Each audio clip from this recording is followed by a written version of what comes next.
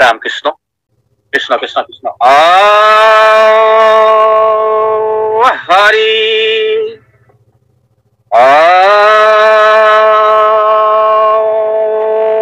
राम कृष्ण शंकर गुरु हरि राम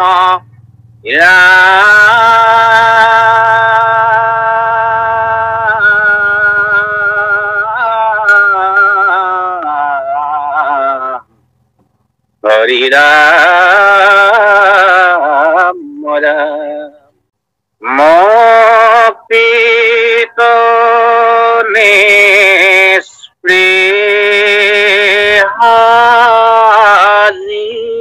निस्पृहाजितु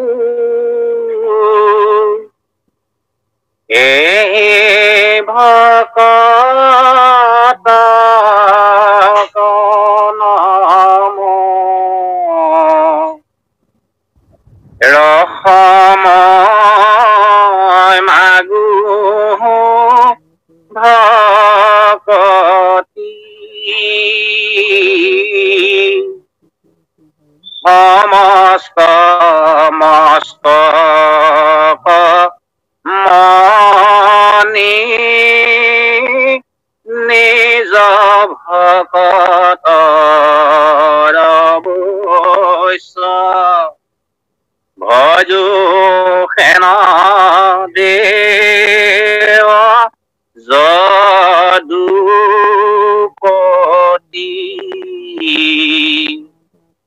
ভজো সেন দেৱ যদুপতি জয় ৰাম কৃষ্ণ নাম নয়ে ভৱ সিন্ধু তৰি পাৱে পৰম পদ পাপী যত সদানন্দ সনাতন এনয় কৃষ্ণ পদা উপাসা কৰো হৃদয়ত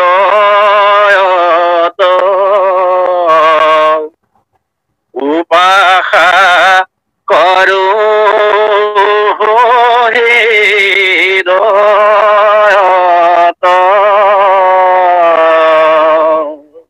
কৃষ্ণ মাধৱ কৃষ্ণ হে ৰাম ৰাম কৃষ্ণ গোপাল গোবিন্দ যদুমণি ৰাম কৃষ্ণ নাম মহা পাপৰ অগণি ৰাম কৃষ্ণ নামৰ মহিমা অদ্ভুত নিকট চাপিয়া কি কৰিবে যমদূত নিকট চাপিয়া কি কৰিবে যমদূত কৃষ্ণ। আমাৰ আজি ভক্তি সুধা সন্ধানী সত্ৰৰ প্ৰাৰ্থনা সভাৰ সভাপতি সম্পাদক উপদেষ্টা মণ্ডলী বা বান্ধৱ সমষ্টৰ প্ৰতি সেৱা নিবেদন কৰিছো। লগতে আজি বিভিন্ন স্থানৰ পৰা গুগল মিট যোগে সংযোগ স্থাপন কৰি প্ৰাৰ্থনা সভাত অংশগ্ৰহণ কৰা সমস্ত বান্ধৱ আই মাতৃ যুৱক যুৱতী সমস্ত স্থললৈকে সেৱা নিবেদন কৰিছো। আপোনালোকৰ আদেশ আৰু আশীৰ্বাদ দুইটাকে স্বীকৃত কৰি আমি যি পাৰো আমাৰ সীমিত জ্ঞানেৰে আমি তাক কিছু পৰিমাণে সৰলীকৰণ কৰা আমি প্ৰচেষ্টা কৰিম। ইয়াকে কৰিবলৈ যাওঁতে আমাৰ ভাৱ ভংগী চিন্তা চৰ্চা বাক্য বচন নিশ্চয় অনেকখিনি অপৰাধ ঘটিব পাৰে। সেই সমস্ত অপৰাধখিনি আপোনাৰ সবে নিষ্গুণে মৰিখন নকৰিলে আমাৰ গত্যান্ত নাই। সেয়ে ভকত ভাগৱতৰ লক্ষ্য কৰি আমি সেৱা নিবেদন কৰিলো। কৃষ্ণ কৃষ্ণ কৃষ্ণ। এয়া কৈছে যে ৰাম কৃষ্ণ গোপাল গোবিন্দ যদুমণি ৰাম কৃষ্ণ নাম মহাপাপৰ অগণি। ৰাম কৃষ্ণ গোপাল গোবিন্দ এইবিলাক ভগৱন্তৰ গুণনাম। এই ভগৱন্তৰ এই গুণনাম বিলাক মানে পাপৰ অগণি বুলি কৈছে। ৰাম কৃষ্ণ গোপাল গোবিন্দ ৰাম কৃষ্ণ নাম পাপৰ মহাপাপৰ অগণি। অকল পাপৰ অগণি নহয়, মহাপাপৰ অগণি। অগণি মানে জুই শক্তি, অৰ্থাৎ পাপ এনেকুৱা এটা বস্তু পাতক শুকানৰ বন মানে শুকান বনৰ লগত তুলনা কৰিছে। শুকান বন যেনেকৈ শুকাই থকা বননিত তেনেকৈ জুই লগাই দিয়াৰ লগত গোটেইখন খালি পাতে দাহন কৰি পেলাই, ঠিক তেনেকে এই ৰাম কৃষ্ণ নাম হৈছে তেনেকুৱা পাপ বিলাক নিষেধ কৰিব পৰা ক্ষমতাশালী এটা শক্তি। কাম তেনেকে কৰে। এতিয়া ৰামক আপুনি ৰাম নামেই লওক, গোপালেই লওক, গোবিন্দই লওক, যদুমণিয়ে লওক, মাধৱই লওক, এই ভগৱন্তৰ পৰম মংগল গুণনামসমূহ মানে পাপ নামৰ বস্তুটো যিবোৰ আমি পাপ কৰ্ম কৰি আছো, সেই পাপ কৰ্ম বিলাকৰ অগণি শক্তি বুলি কৈছে। মানে পাপবোৰ দহন কৰি শেষ কৰি দিয়ে। আৰু আমাৰ সেইকাৰণে নিৰন্তৰভাৱে আমি সেইকাৰণে ঈশ্বৰৰ নাম লৈ থাকিব লাগে। কাৰণ আমি পাপটো কৰিয়ে থাকো, হৈয়ে থাকে আমাৰ অজানিতভাৱে। জানি শুনি কৰা পাপ বিলাকৰ কথা বেলেগ, অজানিতভাৱে বহুত পাপ হয়। সেইকাৰণে অজানিত হোৱা পাপ বিলাক হওক বা জানি কৰা পাপো আমি যিমান পাৰো মানে সচেতন হৈ কাম কৰিব লাগিব। কাৰণ জানি শুনি পাপ কৰাটো বৰ ডাঙৰ অপৰাধ হিচাপে গণ্য কৰা হয়। আমি পৰাপক্ষত কিবা এটা পাপ বুলি জানিলে সেইটো কাম নকৰা ভাল। জানি কৰিলে কিন্তু সেইবিলাক উদ্ধাৰ পাবলৈ বৰ জটিল হৈ যায়। এজন মানুহক জানি শুনি বুলি কেইজনমান মানুহে যদি সহায় কৰে, তেতিয়াহ'লে সেইটো এটা ডাঙৰ অপৰাধ হৈ যাব। অজানিতে আপুনি কিবা এটা কৰি দিলে সেইটো এটা দিশটো বেলেগ দিশ হয়। সেইকাৰণে সেইবোৰ কথা আমি কাম কৰিব লাগে। আমি সচেতনতা অৱলম্বন কৰি আমাৰ দৈনন্দিন কাৰ্যসূচীসমূহ আমি কৰি যাব লাগিব, যাতে আপোনাৰ বাক্য বচনেৰে আপোনাৰ কথাৰে কাৰো হৃদয়ত আঘাত নপৰে। সেইখিনি আমি চাব লাগিব। কাৰণ আঘাত কৰা মানে কোনো এজন লোক আমাৰ তেতিয়া তাত প্ৰতিক্ৰিয়া সমান বিপৰীত প্ৰতিক্ৰিয়া আছে। আপুনি যদি এজনক দুখ দিয়ে, তেওঁ যদি দুখ পায় তেতিয়াহ'লে সেই প্ৰতিক্ৰিয়াটো আপোনালৈ ঘূৰি আহিব। সেইকাৰণে ইয়াৰ প্ৰতিক্ৰিয়া আছে। সেইকাৰণে আমি পৰাপক্ষত কাকো দুখ নিদিয়াকৈ কাকো বেদনাকৈ আমি কাৰ্য সম্পাদন কৰা, দৈনন্দিন কামবোৰ কৰাৰ চেষ্টা আমি কৰিব লাগিব। নামে তেতিয়া আমাৰ সমস্ত পাপ, অজানিত অহা পাপসমূহ দহন কৰি শেষ কৰি দিব লাগে। ৰামকৃষ্ণ নামৰ মহিমা অদ্ভুত। ৰামকৃষ্ণ নামৰ মহিমাটো মানে অদ্ভুত। অদ্ভুত মানে আচৰিত ধৰণৰ, ভাবিব নোৱাৰা ধৰণৰ। আমি ভাবিবও নোৱাৰো যে ৰামকৃষ্ণ নামে ইমান কাম কৰিব পাৰে। আমি নভবাকৈ, আমি চিন্তা নকৰাকৈ ৰামকৃষ্ণ নামে আমাৰ তেনেকুৱা ধৰণৰ আচৰিত আচৰিত কাৰ্যবোৰ সম্পাদন কৰি দিব পাৰে আমাৰ হৃদয়ত, যিখিনি কথা আমি হয়তো চিন্তাও কৰিব নোৱাৰো। আৰু যেনিবা আমাৰ কিবা এটা বেমাৰ হৈছে, ৰোগ হৈছে, আমাৰ মানে সময়ো আহিছে, এতিয়া জংদূত বিলাকতো আহিবই আৰু জংদূত বিলাক আহিতো খাদ্য নিব লাগিবতো। গতিকে আহিলে বুলি জংদূত হেনো ওচৰৰে চাপি আহে, নিকটত চাপি আছে, জংদূত ওচৰ চাপি আছে। যদি আপুনি ঈশ্বৰৰ নামত নিৰন্তৰ মন প্ৰাণে মজি ৰাখিব পাৰিছে, তেতিয়া আপুনি জংদূতত ভয় খোৱাৰ কোনো কথা নাই। কাৰণ জংদূত ওচৰলৈ আহিলেও তেওঁলোকে কেতিয়াও নিব নোৱাৰে আপোনাক। নিকটত চাপি কৰি জমদূত ওচৰত থাকে, জমদূত আপোনাক কি কৰিলে একো কৰিব নোৱাৰে। আপুনি জমদূতলৈ ভয় নকৰিব। কাৰণ ঈশ্বৰৰ নামত যদি দৃঢ় বিশ্বাস থাকে, আত্মবিশ্বাস থাকে, তাৰ নামে আত্মবিশ্বাস বঢ়ায়। আটাইতকৈ ডাঙৰ কথাটো হৈছে কি, যে মানুহৰ শক্তিয়ে আত্মবিশ্বাস বঢ়ায়। আমি যিমানে আত্মবিশ্বাসটো বঢ়াব পাৰো, সিমানে আমি সমস্ত ক্ষেত্ৰতে কৃতকাৰ্য হ'ম। আপুনি যদি ল'ৰা এটাৰ মনত মনোবলটো আনি দিব পাৰে, আত্মবিশ্বাস বঢ়াব পাৰে, সি পৰীক্ষাত কৃতকাৰ্য হ'বই। যদি সি বাহিৰৰ দ্ৰব্যত বিশ্বাস কৰে, ক'ৰবাত ৰছী এডাল বান্ধিলে কাম দিব বুলি ভাবে, বা মানে আনে কিবা এটা টুকুৰা কাগজৰ ওপৰত যদি নিৰ্ভৰ কৰে, বা কোনোবা অন্যান্য কোনোবা কাৰোবাৰ কিবা মন্ত্ৰপুত কথা আদিৰ ওপৰত বিশ্বাস কৰে, কোনো দেৱ দেৱতাৰ ওপৰত বিশ্বাস কৰে, তেতিয়াহ'লে সেইটো আত্মবিশ্বাসত নপৰে। কাৰণ আত্মবিশ্বাসটো হ'ল নিজৰ আত্মাৰ শক্তিটো বেছিকৈ ডেভেলপ কৰা, আত্মানবৃদ্ধি। অৰ্থাৎ আত্মবিশ্বাসটো যিমানে বঢ়াব পাৰিব এজন মানুহে, তেওঁৰ শৰীৰটো কিমান ডাঙৰ সেইটো ডাঙৰ কথা নহয়, সেই আত্মবিশ্বাসটোৱে তেওঁৰ মানসিক সবলতাটো আনি দিয়ে, তেওঁ কৃতকাৰ্য হ'ম বুলি ভাবে। আৰু সেইটো এতিয়া যে আমাৰ যিবিলাক মানুহে মাৰ্চেল আৰ্ট শিকে, তেওঁলোকে কোনোবা এটা মানুহক কেৰেটিয়ান শিকে, সেইটো কোনোবাক পেলাই দিব পাৰে, ৱাল এখনো ভাঙি দিব পাৰে, যে এইটো কিহৰ কাৰণে হৈছে, এতিয়া হাতত এনাৰ্জি বাঢ়ি গৈছে নহয়, সেইটো হৈছে তেওঁলোকৰ আত্মবিশ্বাস। সেইটো ক্ষেত্ৰত আত্মবিশ্বাস বঢ়াই দিয়ে, তাত কিবা বাহিৰা কিবা শক্তি লাভ কৰি সেইটো কাম কৰা নাই। গতিকে আত্মবিশ্বাসটো বঢ়ালে গাড়ীখন কেতিয়াও বেয়া নহয়। বিশ্বকৰ্মাৰ ওপৰত বিশ্বাস কৰিলে গাড়ীখন এক্সিডেণ্ট হোৱাৰ ভয় আছে, কাৰণ আত্মবিশ্বাস নাই। চলাব এজনে আৰু বিশ্বাস কৰিব আনত নহ'ব।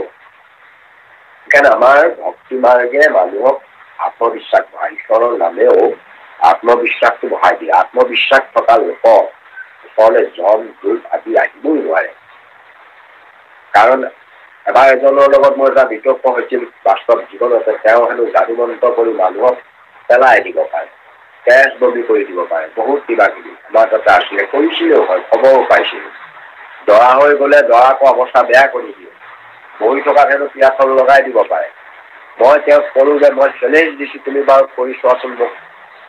তেতিয়া তেওঁ একেবাৰে উঠি ক'লে যে দাদা আপোনাক নহ'ব, আপোনাক নোৱাৰিম, যিহেতু আপোনাৰ আত্মবিশ্বাস বেছি। কথাটো সঁচা, আত্মবিশ্বাস থকা মানুহক কাৰণে একো কৰিব নোৱাৰে। সেইকাৰণে আত্মবিশ্বাসটো বঢ়োৱাৰ আমি চেষ্টা কৰিব লাগিব। সেইটোকে ইয়াত মহাপুৰুষ মাধৱদেৱে কৈছে, জমে জমবিতে কাল মায়ে একো কৰিব নোৱাৰে, ভাল আত্মবিশ্বাসী লোক। কৃষ্ণ বাদ যাওকচোন, আমাৰ ইয়াত বৰষুণ। কৃষ্ণ কৃষ্ণ। হে ৰাম ৰাম কৃষ্ণ ৰাম কৃষ্ণ, হে ৰাম কৃষ্ণ হৰ ৰাম কৃষ্ণ বিনে যোন আৰ বিচাৰ।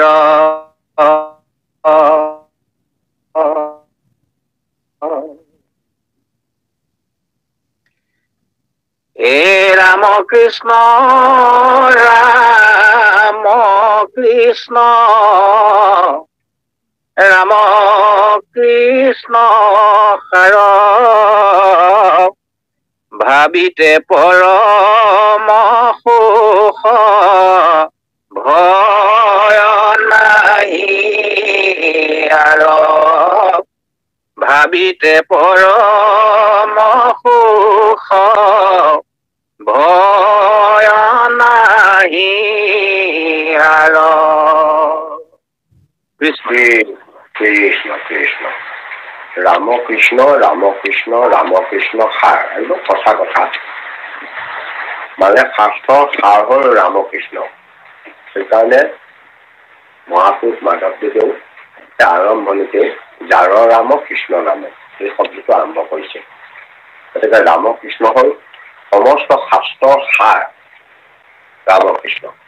গতিকে সেই ৰামকৃষ্ণ ৰামকৃষ্ণ ৰামকৃষ্ণ সাৰ, ৰামকৃষ্ণ বিনে চিন্তা আৱৰ বিচাৰ। ৰামকৃষ্ণ মানে এইটো আকৌ কোৱা নাই যে ৰামকৃষ্ণ নামৰ বাহিৰে বাকীবোৰ লিখা, সেইটো অৰ্থ ইয়াত কোৱা নাই। তাৰমানে ৰামকৃষ্ণ ৰামকৃষ্ণ ৰামকৃষ্ণ সাৰ, এই ইমান নামক মানে তেওঁলোকে প্ৰতিনিধিত্ব কৰিছে। ইমান ভগৱন্তৰ গুণবাচক নাম আছে, সমস্ত নামকে ৰামকৃষ্ণ নামে প্ৰতিনিধিত্ব কৰিছে। কাৰণ ভগৱন্ত কৃষ্ণই সকলো নামৰ মহিমাৰ কথা কৈ কৈ শেষত যিটো নামৰ মহিমা কলে যে মোহৰ দুবিধি নাম এক হৰি এক ৰাম, স্মৰা এক মহাপাপী হৈ ৬০ লক্ষ কোটিজনে যত পাপ কৰি আছে সবাৰ মূল্যতা লাগে। শেষত গৈ কৃষ্ণ নামটো তেওঁ কলে গৈ যে সি মানে মহাভাগ্য পুথি পাতে ঘৰ কৰে। সেইকাৰণে ৰামকৃষ্ণৰ নাম সাৰ হিচাপে গণ্য কৰা হয়। তাৰ বাহিৰে ইমানবোৰ বিচাৰ আছে, শাস্ত্ৰৰ বিচাৰ ধেৰ থাকে। কোনোবা শাস্ত্ৰই কৈছে যজ্ঞ কৰা, কোনোবাই তপ কৰা, কোনোবাই ধ্যান কৰা, যে কোনোবাই ব্ৰত কৰা, তুলাদান কৰা, এইবোৰ বিধান ধেৰ শাস্ত্ৰই দিছে। শাস্ত্ৰই কৈছে বাস্তু শাস্ত্ৰৰ মতে আকৌ ক'ব ঘৰ এনেকে বনাব লাগিব, এইফালে দৰ্জা দিব লাগিব, এইফালে এইটো কৰিব লাগিব, সেইটো কৰিব লাগিব, এইবিলাক নিয়ম দিছে। যিটো শাস্ত্ৰৰ মতে এইটো আঙুঠি পিন্ধিলে এইটো হ'ব, এইটো কৰিলে এইটো হ'ব, এইবোৰ শাস্ত্ৰৰে বিচাৰ। কাৰণ 14খন শাস্ত্ৰৰ ভিতৰত জ্যোতিষো এখন শাস্ত্ৰ। এনেকে এইবোৰ বিভিন্ন বিধান থকা শাস্ত্ৰবোৰ সৃষ্টি হৈছে। এনেকে এইবোৰ শাস্ত্ৰৰে বিচাৰ। শাস্ত্ৰৰ বিচাৰবিলাকৰ মতে আমাক জ্যোতিষ শাস্ত্ৰই কিছুমান বিধান দিছে, সেইবোৰ মতে আমাক কিছুমান মানে বস্তুৰ কথা কৈছে, এইবিলাক ল'লে শৰীৰত এইকেইটা হেৰি হয়, মানে মানুহৰ শৰীৰত এইটো কমিলে এইটো যদি আঙুঠি ধাৰণ কৰে তেতিয়া সেইটো তাৰ পূৰ্ণতা হ'ব। এইবোৰ তেওঁলোকে তাত সেইবোৰ লিখিছে। অৰ্থাৎ শাৰীৰিকভাৱে কম বেছি হোৱা বস্তুবিলাকক বাহ্যিক কিবা এটা শৰীৰত আকৌ লগাই দি তাক বেলেঞ্চ চলাৰ চেষ্টাটো কিবা কৰিছে। সেইটো এটা বেলেগ দিশ। তাৰপিছত আপোনাৰ ধৰক আপোনাৰ বহুত বিচাৰ আছে যে এইটো কৰিলে এইটো হ'ব, এনেকে তপ জপ যাগ যজ্ঞ বিধি বিধান বহুত ব্যৱস্থা সংসাৰখনত শাস্ত্ৰবিলাকেই দিলে। এইবোৰ শাস্ত্ৰৰে কথা। কিন্তু এইবোৰ শাস্ত্ৰৰ বিচাৰ একোটা। শাস্ত্ৰই এইবিলাক বিচাৰ দেখুৱাইছে। আৰু মানুহবিলাকে সেই শাস্ত্ৰবিলাকৰ ওপৰত ভিত্তি কৰি তাৰ মানে শাখা প্ৰশাখাবিলাক তৈয়াৰ কৰিছে। আৰু সেইমতে মানুহবোৰ চলিও আছে। এতিয়া আপুনি দেখিলে গোটেইখনত দেখিলে ক'ৰবাত পত্ৰবোৰ লৈ বহি থকা দেখিব, ক'ৰবাত মানে গছ তুলসী গছৰ ওচৰত বহি থকা দেখিব, ক'ৰবাত এটা মন্দিৰ সাজি কিবা ৰৈ আছে। এই যে মানুহবিলাকে ভিন্ন ভিন্ন ধৰণে, কাৰণ সেইবোৰ ক'ৰ পৰা পাইছে, সেইবোৰ শাস্ত্ৰৰ পৰা পাইছে। কিন্তু ইয়াত মহাপুৰুষ মাধৱদেৱে আমাক এটা মানে ডাঙৰ সংজ্ঞা দিব খুজিছে যে তোমালোকে শাস্ত্ৰৰ যিবোৰ বিচাৰ পাইছে, এইবোৰ বিচাৰ তোমালোক নেযাবা। শাস্ত্ৰৰ মূল বিচাৰটো হৈছে ৰাম কৃষ্ণ ৰাম কৃষ্ণ ৰাম কৃষ্ণ সাৰ। তাৰ বাহিৰে যিবোৰ শাস্ত্ৰই বিচাৰ দিছে, যিবোৰ কৰিব লাগে বুলি কৈছে, সেইবিলাক হেনো জুণ্ঠা, সেইবিলাক বিচাৰ। সেইবিলাক কোনোবা এক শ্ৰেণী মানুহে কৌশল কৰি তেওঁলোকক টকা ঘটিবৰ কাৰণে, ব্যৱসায় চলাবৰ কাৰণে কৌশল কৰি সেইবিলাক প্ৰচলিত কৰে। এইবিলাক বিচাৰ। এইবিলাকে কাকো আজিলৈকে তাৰিবও পৰা নাই, তাৰিব নোৱাৰেও। গতিকে সেইবিলাকক জুণ্ঠা বুলি কৈছে। জুণ্ঠা শব্দতে বিচাৰ বুলি কৈছে। এতিয়া আমাৰ সেই শাস্ত্ৰীয় কথাবিলাক, এতিয়া ধৰকচোন একেখন বেদকে সৰদৰ্শনৰ সৃষ্টি হ'ল, যাক আমি তৰ্কশাস্ত্ৰ বুলি কৈছো, সৰদৰ্শনৰ সৃষ্টি হ'ল। আজি যদি চাওঁ আকৌ চাৰবাগ নামৰ এজনে আকৌ সেই বেদেকে পঢ়ি তেওঁ আকৌ কি পালে, তেওঁ ক'লে যে চব ফাঁকি কথা, একো নাই, এইবোৰ শাস্ত্ৰত যিবোৰ কৈছে চব মিছা। মানে তেওঁ ক'লে যাৱত জীৱেত সুখং জীৱেত ঋণং ক্ৰীড়া ঘৃতং বিবেত। যেতিয়ালৈকে জীয়াই থকা, সুখেৰে জীয়াই থকা, ধাৰ কৰি হ'লেও জিও খোৱা, কাৰণ ধাৰ মাৰিব তুমি আৰু নালাগে। তেনেকে তেওঁলোকৰ ধাৰণাবিলাক তাতকৈ অলপ বেলেগ। কোনো ঈশ্বৰ নাই, কোনো ধৰ্ম নাই। মানে যিটো গীতাটো কৈছে জগতখন অপ্ৰতিষ্ঠিত, ইয়াত কোনো স্ৰষ্টা নাই, দ্ৰষ্টা নাই, কোনো ভগৱান নাই, একো নাই। ঠিক এনেকুৱা ধাৰণাও এক শ্ৰেণী মানুহে দিব বিচাৰিলে। তেনেকে সেইবোৰ চলি আছে। শাস্ত্ৰৰে বাণী, শাস্ত্ৰৰ পৰাই পাইছে তেওঁলোকে। কোনোবাই বিচাৰি এটা পালে। সেইবোৰ হ'ল মানুহবিলাকৰ ধাৰণা। আপুনি কিবা এটা বস্তু লৈ বেলেগ বেলেগ ধাৰণা কৰে। বেলেগ বেলেগ ধাৰণা বহুত মানুহে নিজৰ আপোনাৰ মনৰ অনুসৰি ধাৰণাবিলাক কৰি যায়। সেই ধাৰণা কৰোঁতে ভিন্ন ধাৰণা, ভিন্ন ভিন্ন শাস্ত্ৰ, ভিন্ন ভিন্ন মতবাদবিলাক সৃষ্টি হৈ গুচি গ'ল। আৰু সেইমতে সেই মানুহবোৰ চলিবলৈ লাগিল। তেওঁলোক অনুগামীবিলাকে সেইদৰে চলি গুচি গ'ল। আৰু সেইবিলাকে তেওঁ গতি পালে। ঠিক নাই, মহাপুৰুষ মাধৱদেৱে এটা কথা ঠিক কৈছে। তেওঁ কৈছে যে শাস্ত্ৰবিলাকে যিবোৰ বিচাৰধাৰা নকৰক, এটা কিন্তু একান্ত শুদ্ধ সত্য বস্তু, শাস্ত্ৰৰ সাৰ ৰূপ তত্ত্ব বস্তু হ'ল মূল বস্তু হৈছে ৰাম কৃষ্ণ হৰি নাম। ঈশ্বৰৰ নামৰ বাহিৰে একো সাৰ তত্ত্ব নাই। এতেকে আমি ঈশ্বৰৰ নামৰ বাহিৰে অন্য কথাত যদি কিবা কৰিব বিচাৰো, তেতিয়াহ'লে সেইবিলাক মিছা বুলি কৈছে। কোনোবাই কৈ থাকেতো ভাষণে চাষণে ধেৰ শাস্ত্ৰৰ উদাহৰণ দিয়ে মানুহে। আজিকালিতো ব্যাখ্যাকাৰবিলাকে আমি নাম নুশুনা শাস্ত্ৰৰ নামবিলাক কৈ তাৰ ব্যাখ্যা উদাহৰণ দি থাকে। এতেকে সেইবোৰ দি নানা ধৰণৰ কথাৰে নিজৰ মানে কথাবিলাক মানুহৰ ওচৰত প্ৰতিপন্ন কৰাৰ প্ৰচেষ্টা কৰে। বাস্তৱিকতে মহাপুৰুষ মাধৱে কৈছে যিবোৰ কথা আছে এইবোৰ সকলো মিছা, ৰামকৃষ্ণৰ নামটোহে সঁচা। সেই ধাৰণাটো আমাক ধৰি ল'বলৈ কৈছে। ৰামকৃষ্ণ ৰামকৃষ্ণ ৰামকৃষ্ণ সাৰ। আকৌ ক'লে, দুবাৰ কৈছে। আগতো কৈছে ৰামকৃষ্ণ ৰামকৃষ্ণ ৰামকৃষ্ণ সাৰ। ৰামকৃষ্ণ নামৰ বাহিৰে বাকীবোৰ বিচাৰ জুণ্ঠা বুলি ক'লে। আকৌ ইয়াতে ৰামকৃষ্ণ ৰামকৃষ্ণ ৰামকৃষ্ণ সাৰ। ভাবিতে পৰম সুখ ভৰ নাহি আৰ। ৰামকৃষ্ণ নাম যদি আমি ভাবি থাকিব পাৰোঁ। মনত আমি ভাবি থাকোঁতো কিবা কিবি কথা সকলোৱে ভাবে। তাকে আমি ভাৱনাটো অন্যলৈ মিলি ধন টকা পইচা ভোগ বিলাস এইটো কৰা হ'লে কি হ'লহেঁতেন, সেইটো কৰা হ'লে কি হ'লহেঁতেন, এই ভাৱটো আমি কৰি থাকোঁ। কিবা এটা কৰি হয়তো তাত অকণমান লোকচান হ'ল যদি সেইটো কৰি এইটো কৰি নহয়তেন, সেইবোৰ ভাৱবোৰ মানুহে কৰিয়ে থাকে। সেইকাৰণে মানুহবিলাকক ভাবোঁ বুলিয়েই কৈছে। গতিকে আমি যদি সেইবোৰ নাভাবি ৰামকৃষ্ণ নামৰ কথা ভাবো, কাৰণ যিটো আমাক মানে হৈ গ'ল তাক আৰু ঘূৰাই ভাবি থাকি লাভ নাই। আকৌ পাছলৈ কি কাম কৰিম সেইটোৱে আমি ভাবিব লাগে। আমি সেইকাৰণে ৰামকৃষ্ণ নাম যদি আমি ভাৱনাৰ মাজত প্ৰৱেশ কৰাই দিব পাৰোঁ, মনৰ মাজত প্ৰৱেশ কৰাই দিব পাৰোঁ, সৰ্বক্ষণে ৰামকৃষ্ণ নামত মন প্ৰাণ মজি ৰাখিব পাৰোঁ, তেতিয়াহ'লে আপোনাৰ পৰম সুখ আপুনি লাভ কৰিব। আৰু পৰম সুখ যেতিয়া আপুনি পাব তাত ভয় কৰ পৰা আহিব? ভয়তো আহিবই নোৱাৰে। পৰম সুখত ভয় নাথাকে। গতিকে পৰম সুখ আপুনি অত্যান্তিক সুখ লাভ কৰিব পাৰিব বুলি কৈছে। গতিকে আমি আমাৰ দৃঢ়তা আনিবৰ কাৰণে মহাপুৰুষ মাধৱদেৱে এই মহিমা খণ্ডত ইমান তত্ত্বগধুৰ কথাবোৰ আমাক কৈছে যে এই কথাবিলাক আমি যদি অকণমানো যদি আমি দৃঢ়তাৰে লওঁ, তেতিয়াহ'লে আমাৰ নিশ্চয় সফলতা লভিম। আমাৰ জীৱন নিশ্চয় সাৰ্থকতা হ'ব। আমাৰ নিশ্চয় সমস্ত সমস্যা আমাৰ দূৰীকৰণ হ'ব। আমি নিজৰ জীৱনটোৱেই নহয়, পৰিয়াল পত্ৰ আদি কৰি সমস্তকে সমাজিক জীৱনটোৱে আমাক বিশুদ্ধ পথ আমি সজাই তুলিব পাৰিম। সেইকাৰণে মাধৱদেৱৰ এই বাণীখিনি আমি অলপ গুৰুত্ব সহকাৰে ল'ব লাগে। কৃষ্ণ কৃষ্ণ বাপ যাওকচোন। কৃষ্ণ।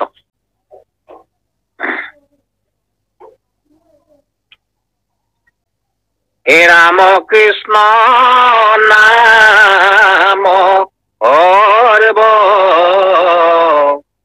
সুখৰ নিবাস, ৰাম কৃষ্ণ ভাবিতে কৃষ্ণৰ পায় পাশ, আপোন নামৰ সংগ নচাৰন্ত হৰি, যেই নাম সেই হৰি জানা নিশ্চয় কৰি, যেই নাম সেই হৰি জানা নিশ্চয় কৰি। কৃষ্ণ কৃষ্ণ। আমাৰ ইয়াত আছে ৰাম কৃষ্ণ নাম সৰ্বৰসেৰ নিবাস। সুখেৰো নিবাস বা ৰসেৰো নিবাস বা একে কথাই। গতিকে আমি সদায় সুখৰ কথা ভাবো। ৰসো আছে, ৰসোতো বহু ৰকমৰ আছে। গতিকে সেই ৰস মানে আনন্দ ৰস।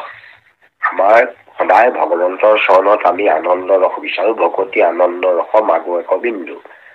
আমাৰ শৰীৰত আপুনি এই ৰসবিলাক নিঃসৰণ হৈ থাকে, আমি এইটো গমেই নাপাওঁ। কাৰণ আপুনি যিবিলাক আমাৰ হৰমন বুলি কয়, আমাৰ যিবিলাক গ্লেণ্ড আছে, আমি সেই গ্লেণ্ড বিলাকে ইংৰাজী গ্লেণ্ড কয়, আমাৰ সেইবিলাকে শৰীৰত এই হৰমন বিলাক প্ৰডাক্ট কৰি থাকে। আৰু সেই হৰমন বিলাক হৈ থাকে কাৰণে আমাৰ শৰীৰটো মানে হিচাপ মতে চলি আছে। হৰমনত যদি কম বেজ হৈ যায়, তেতিয়া আমাৰ শৰীৰটোত ৰোগে ক্ৰিয়া কৰে, ৰোগে দেখা দিয়ে। ৰোগ আমাৰ বাহ্যিক কাৰণতো ৰোগ হ'ব পাৰে, কাৰণ কিছুমান এয়াৰবৰ্ন ডিজিজ থাকে, কিছুমান আপোনাৰ ৱাটাৰবৰ্ন ডিজিজ আছে, পানীৰ পৰা খোৱা পানীৰ পৰা হ'ব পাৰে, বতাহৰ পৰা হ'ব পাৰে, পলুষণৰ পৰা। সেইবোৰৰ বাহিৰে বাকী আমাৰ শৰীৰৰ যিবিলাক গ্লেণ্ড আছে, সেই গ্লেণ্ড বিলাকে কিছুমান আমাৰ হৰমন মানে বস্তুটো প্ৰডাক্ট কৰি থাকে। সেই ৰক্ত ওলাই সেই কামবোৰ কৰি থাকে। হজমত তেনেকৈ হজমৰ কাম কৰে বা অন্যান্য কাম বিলাক আমাৰ কৰি থাকে। তাৰে যেতিয়া কম বেছ হয়, তেতিয়া শৰীৰটো ৰোগলে আহি যায়, বেমাৰ হৈ যায়। এতিয়া আমাৰ যাৰ কাৰণে ধৰক এতিয়া বাহিৰৰ পৰা সেইটো আকৌ ভক্ষণ কৰিবলগীয়া হয়, ঔষধ হিচাপে খাবলগীয়া হৈ যায় বা চেলাইন ল'বলগীয়া হৈ যায়। বা আমাৰ এতিয়া আপোনাৰ ডায়েবেটিছ হোৱা ৰোগীসকলৰ সেই এটা কথাই মানে এই যে মানে কিবা এটা কমি যোৱাৰ কাৰণে যে তেওঁ আকৌ বাহিৰৰ পৰা সেইটো ল'বলগীয়া হ'ল, সেইবিলাক আমাৰ শৰীৰত সেইবিলাক প্ৰডাক্ট হৈ থাকে। আমি কিবা কাৰণে কৰিব পৰা নাই। কিন্তু এই শৰীৰত সমস্ত কাৰ্য হেনো যদি আপুনি আনন্দ মনেৰে পৰম সুখেৰে ভগৱন্তৰ যদি ৰামকৃষ্ণ নাম পৰম আনন্দ কৰি ল'ব পাৰে, তেতিয়া সেই শৰীৰৰ ভিতৰত সেই হৰমনবিলাক, সেই গ্লেণ্ডবিলাকত আপুনি মানে প্ৰকৃততে যিটো অৱস্থাত যেনেকে হ'ব লাগে, বেছিও নহয় কমো নহয়, সেইটোৱে হেনো হৈ থাকে। এইটো মই গ্ৰন্থত পোৱা নাই, মই লেৰিজি গ্ৰন্থত কওঁতে তেখেতে এইটো কৈছে যে হিলিং শ্বৰ্ট নামৰ যিখন গ্ৰন্থ মই কেইবাখনো পঢ়িব পৰা নাই, তেওঁ কৈছে যে prayer is a good medicine, সেইখনো পঢ়িছিলো। Prayer is a good medicine, যে প্ৰাৰ্থনাটো এটা ভাল ঔষধ। প্ৰাৰ্থনাৰ শৰীৰত কি কি কাম কৰে, অৰ্থাৎ মানে নাম ললে কেনেকৈ কাম হয়, সেই ক্ৰিয়াবিলাক তাত কৈছে যে সেইবিলাক নামবিলাকে আমাৰ শৰীৰত যে ক্ৰিয়া কৰে, কাৰণ শৰীৰটোৰ নামে আমাৰ বাহিৰত কি ক্ৰিয়া কৰে বেলেগ কথা, কিন্তু শৰীৰৰ ভিতৰতে যে কাম কৰিব পাৰে কৈছে। সেই গ্লেণ্ডবিলাকক তেনেকৈ হেনো মানে সতেজ কৰি ৰাখে আৰু নিৰ্দিষ্ট পৰিমাণে যাৰখিনি হৰমন প্ৰদান কৰি থাকে, আৰু শৰীৰটো তেতিয়া সেই কামবোৰ কৰাত কোনো বিশৃংখলতা নাহে আৰু সেইমতে হৈ থাকে।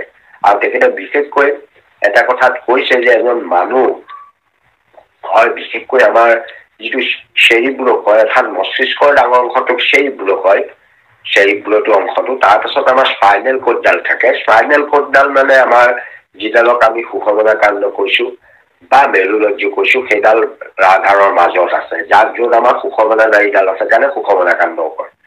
গতিকে এই শৰীৰবিলাকত এইবিলাকত তাত মানে ক্ৰিয়া কেনেকৈ কৰেগৈ, তাৰ ক্ৰিয়া কৰা সম্পৰ্কে তেওঁ তাত বৰ্ণনা কৰিছে যে আমাৰ চেৰিবোৰ তাৰ পৰা আমাৰ পিটুইটাৰী গ্লেণ্ডৰ কথাও কৈছে, আজ্ঞা চক্ৰৰ কথাও তাতে সোমাই আছে।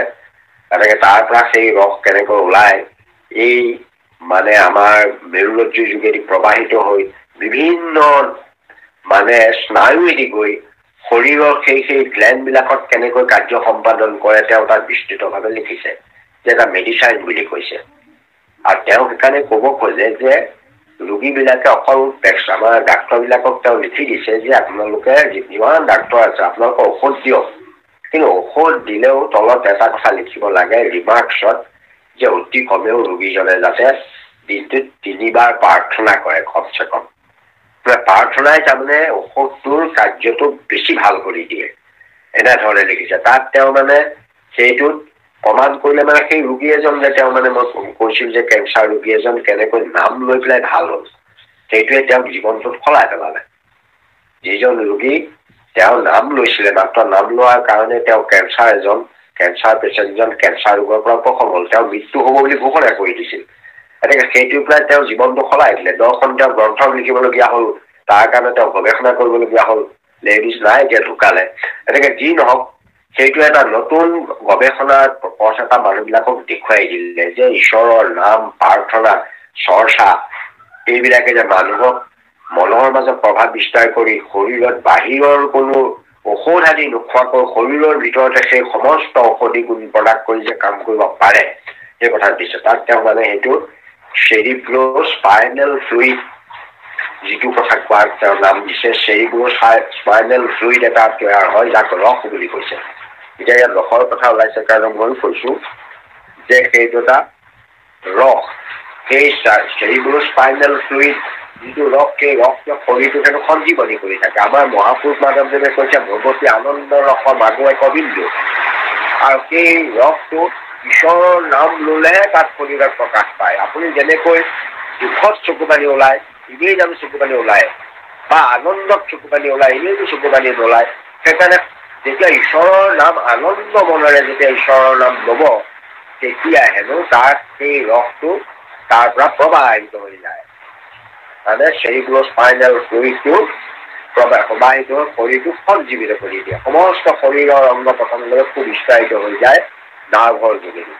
গতিকে সেইটো এটা শৰীৰটো সচেতন কৰে মন প্ৰাণ বুদ্ধি মন বুলি যিটো কথা কৈছে সেইটোৱে। আৰু মহাপুৰুষ মাধৱদেৱে তাৰমানে সেই তত্ত্বটোকে ব্যাখ্যা কৰিবৰ কাৰণে নামঘোষাত মানে কেইটামান হেৰিয়ে লিখিলে। ৰামকৃষ্ণ নামৰ শেষত গ'লে ৰাম নাম মৃত্যু সঞ্জীৱনী বুলি পেলাই ঘোষণা কৰিলে। ৰাম নাম মৃত্যু সঞ্জীৱনী। এনেকে ঈশ্বৰৰ নাম মৃত্যু, আপুনি যদি নিৰন্তৰ ঈশ্বৰৰ নাম লৈ থাকিব পাৰে, সঁচাকৈ আপোনাক কৃপা কৰিব, কেতিয়াও নকৰাকে নাথাকে। মহাপুৰুষ মাধৱদেৱে নিশ্চয় বহুত চিন্তা চৰ্চা কৰি তুলিছে। তেনেকৈ আমি ৰাম নামত যদি দৃঢ় বিশ্বাস কৰোঁ তেতিয়াহ'লে আমাক কৃপা কৰিবই, কাৰ্য সম্পাদন হ'বই।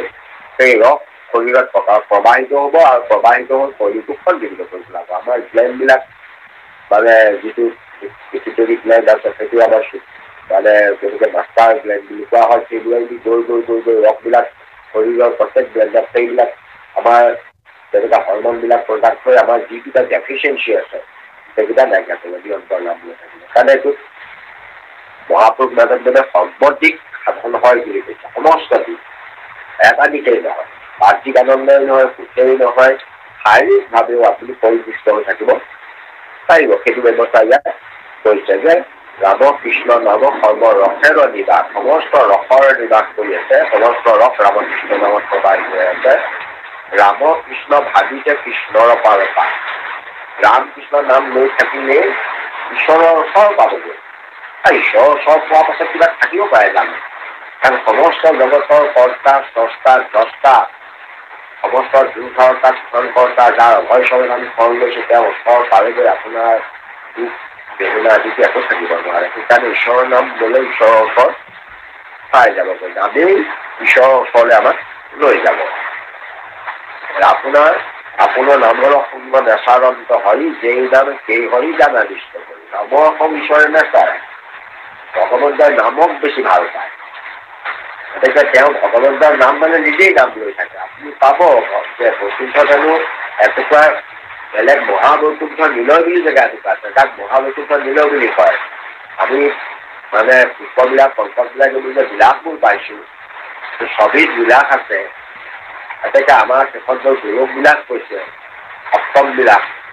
এই সপ্তম বিলাসৰ গোলক বিলাসৰ পাছত এটা মহাবৈকুণ্ঠ নিলয় বুলি এডোখৰ আছে। মহাবৈকুণ্ঠ নিলয় মানে যেনেকৈ পদুম ফুলৰ চকাটো সেইটো গোলক বিলাস, আৰু পদুম ফুলৰ চকাটোৰ মাজত এটা ৰন্ধ্ৰ আছে, সেই ৰন্ধ্ৰটোৱে সেই মহাবৈকুণ্ঠ নিলয় মানে য'ত প্ৰৱেশ কৰে, আমাৰ শৰীৰতো নিলয় আছে, গতিকে সেইটো নিলয় বুলি কৈছে। যেনেকৈ আমাৰ ব্ৰহ্মৰন্ধ্ৰটো মানে খোল লেখাই যেতিয়া ব্ৰহ্মৰন্ধ্ৰ দি জীৱাত্মা বাহিৰ হৈ যাবলগীয়া হয়, তেতিয়াহে ব্ৰহ্মৰন্ধ্ৰটো খোল খায়।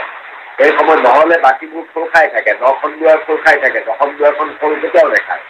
সেইখন হৈছে ব্ৰহ্মৰন্ধ্ৰ থাকে। গতিকে যিটো মানে ব্ৰহ্মৰন্ধ্ৰই জীৱ বাহিৰ হৈ গ'লে ব্ৰহ্মলোকলৈ গতি কৰিব। গতিকে এতিয়াও আমাৰ এই যিটো নাম, আমি যদি নিৰন্তৰ যদি আমি নাম লৈ থাকোঁ, নাম লৈ থাকোঁতে আমাৰ নামে মানে এনেকুৱা কৰিব যে নাম ঈশ্বৰৰ আৰু নামৰ মাজত কোনো পাৰ্থক্য নাই। ঈশ্বৰৰ নাম লোৱা মানে ঈশ্বৰক তাত থকা, যিমান নাম ল'ব ঈশ্বৰ তাতেই থাকিব। নামৰ পাছে পাছে তেওঁ দৌৰি ফুৰে বুলি কৈছে যে নামৰ তেওঁ কম নাপায়, তেওঁ নাম যিজনে লৈ যায় তেওঁ পাছে পাছে চক্ৰ ধৰি গৈ থাকে। এই কথাবোৰ আমি পাইছোঁ ভাগৱত তাৎপৰ্য। গতিকে ভগৱন্তৰ ভকত সেইকাৰণে প্ৰিয়, কাৰণ ভকতক ভাল পায় ভগৱন্তই ক'লে তেওঁ নাম লয় ভকতে, আৰু ভগৱন্তই আকৌ নাম পায়। সেইকাৰণে তেওঁ সেই যে মানে মহাবৈকুণ্ঠ নিলয়ত থাকে, তাত তেওঁ মানে কি কৰি থাকে? মহাবৈকুণ্ঠ নিলয়ত তেওঁ নামহে লৈ থাকে। তেওঁ যুগ নিন্দা কৰে বুলি কয়। এনেকে সেই সময়ত তেওঁৰ ওচৰলৈ কোনো নাযায়, কোনো যাব নোৱাৰে। সেই সময়ত যোৱাটো বাধা থাকে। তেওঁ ব্ৰহ্মৰন্ধ্ৰ যিটো ৰন্ধ্ৰত প্ৰৱেশ কৰে, সেইখন হেনো আজিকালিৰ দৰে মানে নিজে আপোনা আপুনি খোল খাই আপোনা আপুনি ঘৰ লৈ যায়। সেই ভগৱন্তৰ ভিতৰত প্ৰৱেশ কৰাৰ লগে লগে সেই দৰ্জা নিজে বন্ধ হৈ যায়। এতিয়া মহাবৈকুণ্ঠ নিলয়ত তেতিয়া তেওঁ নিজৰ নাম নিজে লৈ এটা আনন্দত তেওঁ আত্মা হৈ থাকে। গতিকে ভগৱন্তই নিজৰ নামেকে লৈ থাকে। এনেকে তেনেই ৰুই ভাল পায়, আকৌ তেনে নাম ওচৰত তেওঁ নাথাকিব, এনেকুৱা কথা তেওঁ নোৱাৰে। সেইকাৰণে যেই নাম সেই কৃষ্ণ জানা নিশ্চয় নামৰ লগতে থাকে আপুনি এটা নাম লৈ ঈশ্বৰ থাকিবই। তাত যি ভাৱত লৈছে সেইটো এটা কথা থাকে। আপুনি ভগৱন্তক ঠগিব নোৱাৰে। আমি কোনোবাই আকৌ ভগৱন্তক ঠগিবলৈও চেষ্টা কৰিব পাৰে, কিন্তু ভগৱন্তক মানে সপতাত ভগৱন্তক একো কৰিব নোৱাৰে, কাৰণ তেওঁ অন্তৰত আমি হৃদয়ৰ কথা বুজি পায়। সেইকাৰণে তেওঁক নাম ল'লে ভগৱতে তই আহিবৰীয়া কৈছে। যাওকচোন কৃষ্ণবাদ কৃষ্ণ। এ ৰাম ৰাম নাম নাম ধৰ্ম নাহিকে নিগমে যিটো সদা বোলে ৰাম কি কৰিব জমে হৰি চৰণত প্ৰেম মিলিল যাহাৰ আন কোন সম্পত্তি হৰি উভৈল তাৰ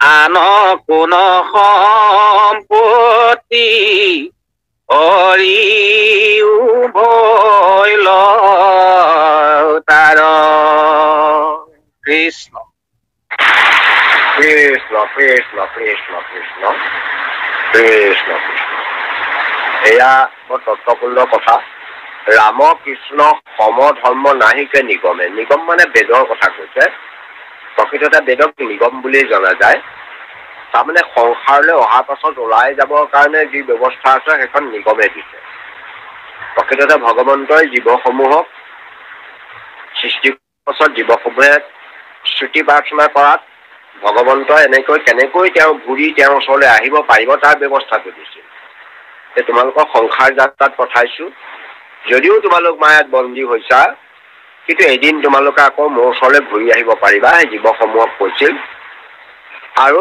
তোমালোকে কেনেকৈ আহিব পাৰিবা তাৰ উপায়বোৰ শুনা বুলি কৈছিলে কাৰণে ইয়াক নিগম শাস্ত্ৰ বুলি কোৱা হয় সংসাৰ যাত্ৰাত সামৰি কেনেকৈ ভগৱন্তৰ পাছলৈ যাব পাৰিব তাৰ উপায়বোৰ দিয়া আছে কাৰণে নিগম বুলি কয় নিগম মানে ওলাই যোৱা সংসাৰৰ পৰা সামৰি এনেকৈ এই নিগম শাস্ত্ৰই বহুত বিধান দিছে কেনেকৈ ভগৱন্তক পুনৰ পাব পাৰে মায়া পাশৰ পৰা খোল খাই গৈ নিগমবিলাকে এইবিলাক কৈছে কিন্তু ইয়াত সমস্ত ধৰ্মৰ ভিতৰত ৰাম নাম সম ধৰ্ম নাহিকে নিগম নিগমে যিমানবোৰ ধৰ্মৰ কথা নকওক তাৰ ভিতৰত ৰাম কৃষ্ণ নামটোকে আটাইতকৈ সৰ্বোত্তম বুলি কোৱা হৈছে ৰাম কৃষ্ণৰ নাম ললে যিটো মানে আপুনি ফল লাভ কৰিব সেই ফল অন্যবোৰ নিগম শাস্ত্ৰ বা অন্য শাস্ত্ৰৰ কোৱা কথাবিলাকে সেইটো ফল আপুনি লাভ কৰিব নোৱাৰে ইয়াত এই সিদ্ধান্তটো দিছে আৰু যিটো সদা বোলে ৰাম কি কৰিবে জম যে যিজনে সদায় ঈশ্বৰৰ নাম লৈ থাকে সেইজনক জমে কি কৰিব জমে কৰিব পৰা কাম তেওঁৰ একো নাই জমে তেওঁ একো কৰিব নোৱাৰে কাৰণ জমৰ তেওঁ দায়িত্ব নপৰে কৃষ্ণকে জমৰ পৰা তেওঁ ৰক্ষা পাবৰ কাৰণে কিবা প্ৰতিষেধক ব্যৱস্থাও তেওঁ ল'ব নালাগে যিহেতু জমে তেওঁৰ ওচৰত আহি একো কৰিবই নোৱাৰে তেওঁ মানে জন্মৰ কথা এইকাৰণেই কৈছে কাৰণ আমাৰ লোকসকলে সৰ্বসাধাৰণতে আমি জম এইবিলাকলৈ অলপ ভয় কৰি থাকো জম কাল কলি এইবিলাকলৈ আমি ভয় কৰোঁ সেইকাৰণে ইয়াত জম শব্দটো উল্লেখ কৰিছে যে তেওঁ জমলৈ ভয় কৰাৰ কোনো কাম নাই কাৰণ কলি জম এইবিলাকেই আমাৰ আমি ভয় কৰিবলগীয়া কথা আৰু সেইবিলাকলৈ মানুহে ভয় কৰাৰ কাৰণে মানুহক এটা সচেতনতা আনি দিছে যে জমলে বা কাললে কলি এইবিলাকলৈ তোমালোকে ভয় কৰিব দৰকাৰ নাই যিহেতু তোমালোকে ভগৱন্তৰ পৰম মংগল নিগমৰ সাৰ তত্ত্ব ৰামকৃষ্ণ নাম ধৰ্ম যেতিয়া গ্ৰহণ কৰিছা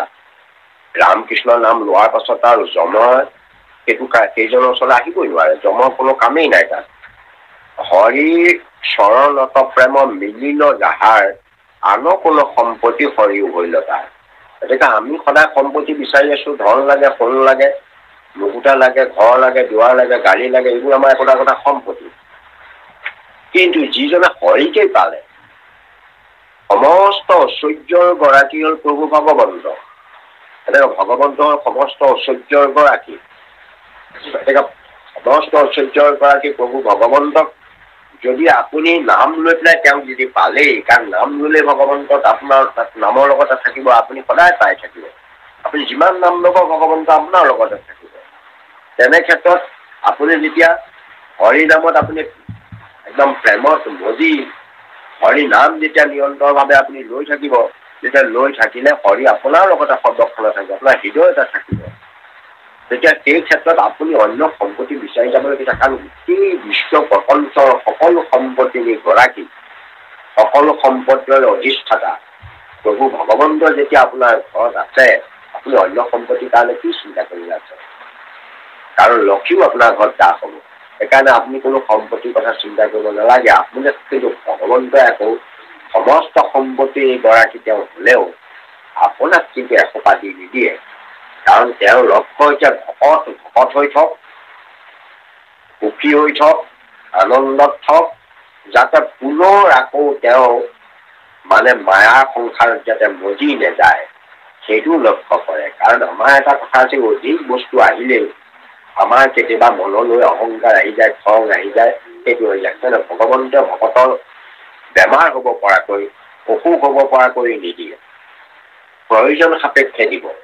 যিটো খালে আপুনি, যিটো পালে আপোনাৰ হয়তো কোনো অনিষ্ট নহয়। কাৰণ মানুহক অধিক মাত্ৰা যেতিয়া আহি যায়, তেতিয়া মানুহ স্খলন ঘটে। শাস্ত্ৰৰ সিদ্ধান্ত যে আপুনি যদি বহুত হৈ যায়, অহংকাৰ আহি পৰিব, লোকক সৰু সৰু দেখিব, এই গুণবোৰ যেতিয়া আহি যাব, তেতিয়াহ'লে আপুনি ভকতৰ স্তৰৰ পৰা তললৈ নামি যাব। আপুনি তেতিয়া ভকতিটো আপোনাক কমি কমি গৈ থাকিব, কাৰণ বিভৱ বস্তুৰ প্ৰতি আপোনাৰ যেতিয়া মনোবৃত্তি বাঢ়ি থাকে। কাৰণে ভগৱন্তই তেনেকুৱা হোৱাকো বস্তু নিদিয়ে, আপোনাক দিব প্ৰয়োজন সাপেক্ষে, যিটো লাগে সেইটোহে দিব। অপ্ৰয়োজনীয় বস্তু ভগৱন্তই নিদিয়ে। আপোনাৰ সম্পত্তিৰ গৰাকীটো ঘৰত থাকিল বুলিয়েই গোটেই সম্পত্তিবোৰ আপোনাক মেডিকেল দি নিদিয়ে, কিন্তু আপোনাক কাকো ঘৰত অপমানিত হবলৈ আপোনাক নিদিয়ে। এয়াই হৈছে ভগৱন্তৰ দিয়া প্ৰতিশ্ৰুতি, যে মই ভকতক প্ৰতিশ্ৰুতি দিছো, ভকতে কোনো কালে দুখ নাপাব, সদায় আনন্দত থাকিব পাৰিব, কোনো বস্তু কম নহব তেওঁলোকে। কাৰণ সীমা এটা আমাক বান্ধি দিছে, আপুনি বিষভেদ কৈছে যে দেহ মাত্ৰ পৰ্বতৰ বিষভ উপায় তাতকৈ খণ্ডৰ অধিক স্পৃহা নাই। ভকতে সাধাৰণতে অধিক বস্তু নিবিচাৰে আৰু ভগৱন্তই অধিক নিদিয়েও, সেইটো সদায় জানিব। সেইকাৰণে ভগৱন্ত যদি আপোনাৰ হৃদয় এটা থাকে, আপোনাৰ প্ৰয়োজন সাপেক্ষে যিখিনি লাগে সমস্তখিনি আপুনি পাই যাব। তাৰ কাৰণে আপুনি চিন্তা কৰিব নালাগে, এই বুলি ইয়াত কৈছে।